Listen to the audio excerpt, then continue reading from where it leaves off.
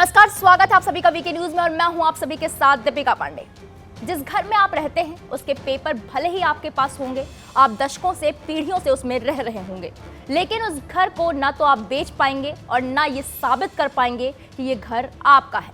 कल कोई आएगा और कहेगा कि ये संपत्ति वक्फ बोर्ड की है और आपको आपका घर खाली करके जाना पड़ सकता है।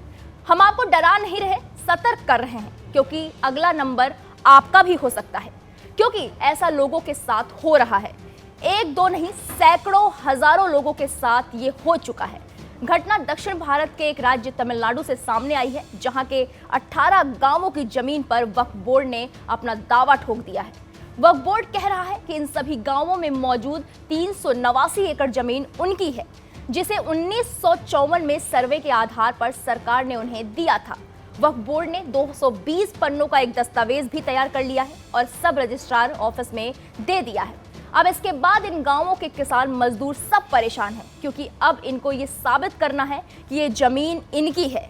जब तक अब ये साबित नहीं हो जाता, ना तो ये उसे बेच सकते हैं और ना ही कोई कागज बना सकते हैं।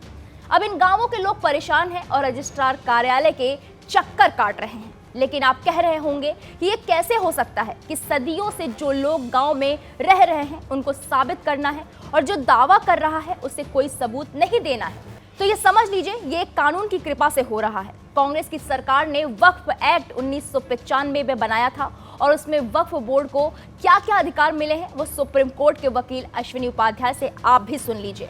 ये वक्फ बोर्ड जो बना है, इसके पास इतनी पावर है कि आपके घर के पास आए और ये कह दे ये वक्फ प्रॉपर्टी है, तो आपको सिद्ध करना पड़ेगा कि आपकी प्रॉपर्टी है। वक्फ बोर्ड को कुछ नहीं सिद्ध करना, बस उसको उंगली रखना है कि भाई ये हमारी वक्फ प्रॉपर्टी है। ऐसी पावर दे रखा है। किसी मंदिर के ऊपर जाके अगर वक्फ बोर्ड कह दे ये वक्फ प्रॉपर्टी है, तो वक्फ बोर्ड को कुछ भी प्रूव नहीं करना, मंदिर के पुजारी को प्रूव करना है कि ये मंदिर किसने बनवाया, ये मंदिर की जमीन किसने दिया, इस मंदिर का पुजारी कौन है, उसका डॉक्यूमेंट कहां है, रजिस्ट्री कब हुई, सब कुछ मंदिर के पुजारी को करना पड़ेगा। अगर किसी गुरुद्वारे पे जाके वक्फ बोर्ड कह दे कि ये गुरुद्वारा वक्फ बोर्ड का है, तो वक्फ बोर्ड को कोई कुछ भी नहीं प्रूव करना है।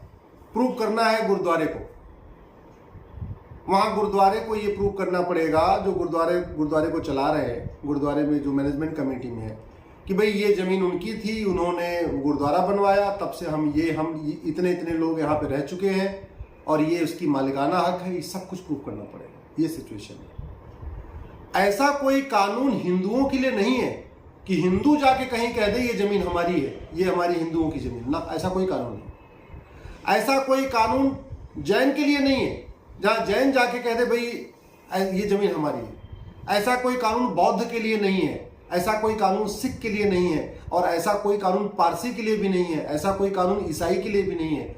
ऐसा कानून केवल किस लिए है? मुस्लिम्स के लिए। और आपने अभी देखा है, अभी द्वारका में उन्होंने भेंट द्वारका, जहां जाते हैं द्वारका के बाद भेंट द्वारका पड़ता है, उस रास्ते में उन्होंने बहुत सारी जमीनों पे हाथ रख दिया, बोला ये हमारी जमीन है। अब आप साबित करते रहो कि आपकी जमीन नहीं। तो इस कानून में इतनी पावर दिया है बोर्ड को कि वो जहां पे भी बंजर जमीन है, जहां पे भी खाली जमीन है, जिस जमीन का कोई मालिक नहीं है, खासतौर पे आदिवासी एरिया में, आदिवासी तो रहते हैं, पीढ़ियों से रह रहे हैं, हजारों साल से आदिवासी रहते हैं, लेकिन उनके पास कोई मालिकाना हक नहीं होता, बस वो रहते हैं। वहां जाके वो उंगली रख देता है कि देखो जी हमारी जमीन है।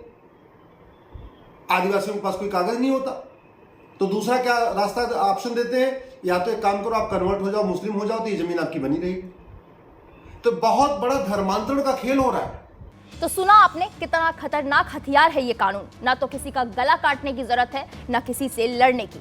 जब जिसकी मर्जी हो आपकी जमीन पर अपना हक जता दे और आप ना घर के रहें ना घाट के। कमाल की बात तो यह है कि तमिलनाडु के जिन 18 गांवों की जमीन पर वक्फ बोर्ड ने दावा किया है, उनमें एक तिरुचिरापल्ली भी है। इस गांव की पूरी जमीन पर भी वक्फ बोर्ड ने अपना दावा ठोक दिया है। लेकिन ये गांव पूरी तरह से हिंदू बहुल है और यहाँ एक 1500 साल पुराना मंदिर भी है। ऐसे में सवाल यही खड़े हो रहे हैं कि यहाँ की जमीन पर वक्फ बोर्ड का कब्जा कैसे हो सकता है। मामले का खुलासा तब हुआ जब एक किसान ने अपनी 1 एकड़ जमीन बेच दी और वो तमाम दस्तावेज लेकर गया रजिस्ट्री ऑफिस। तो पता चला कि ये जमीन तो उसकी है ही नहीं, इस पर वक्फ बोर्ड का कब्जा है और अगर उसे जमीन बेचनी है तो पहले वक्फ बोर्ड से एनओसी लानी होगी।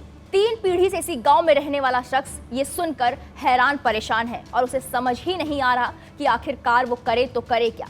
वैसे गांव वालों के लिए राहत की बात तो ये है कि 1500 साल पुराना मंदिर इनके लिए बड़ा सबूत है।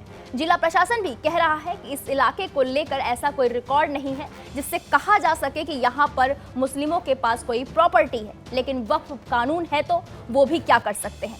भारतीय जनता पार्टी तो इसे बड़ी साजिश करार दे रही है। बीजेपी नेता नारायण तिरुपति ने इस मामले पर कहा, ये एक बड़ी साजिश है। जितना मुझे पता है कि तमिलनाडु मुस्लिम मुनेत्रा काजहागम की ओर से ये पूरा विवाद खड़ा किया गया है।